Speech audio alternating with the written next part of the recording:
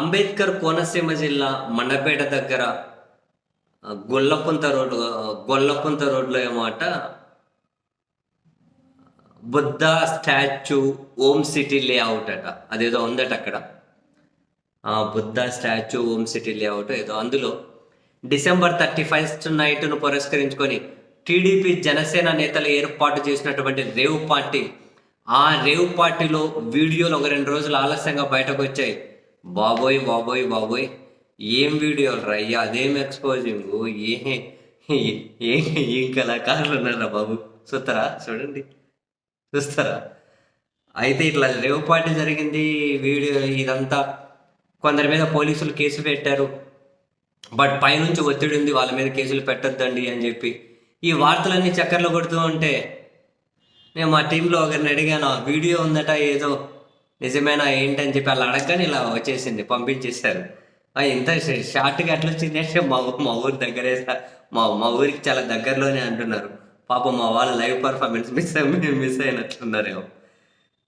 ఎంత దారుణం చూడండి.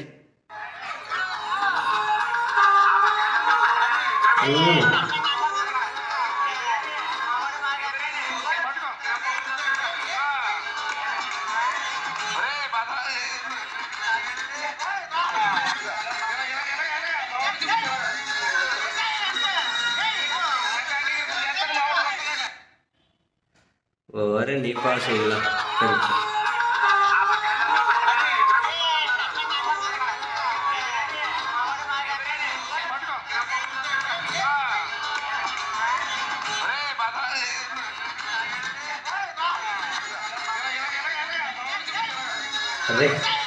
రేవ్ పార్టీ అట. ఒకడు ఇంకా వీడియో కాల్ చేశాడు. వీడియో కాల్ చేసి ఇంకెవరికో చూపెడుతున్నాడు. వాడు ఇంకా కళాకారుడు అంటున్నాడు. వీడు ఇక్కడ చూస్తే వీడియో కాల్ చేసి ఇంకొకరికి చూపెడుతున్నాడు. పక్కన ఇంకోటి అంటున్నాడు, నీకంటే మావాడే బాగా చేస్తున్నాడు. అలాగని చెప్పి మీ వంతగానికి ఇట్లా గొడవలు ఒడిదీసి డ్యాన్సులు చేసి ఈ వీడియోలు రిలీజ్ చేయకండి అయ్యా. ఇద్దరు ఏడ చూస్తూ ఉందాం కానీ వాళ్ళడే బాగా చేస్తున్నాడు ఈమె కంటే.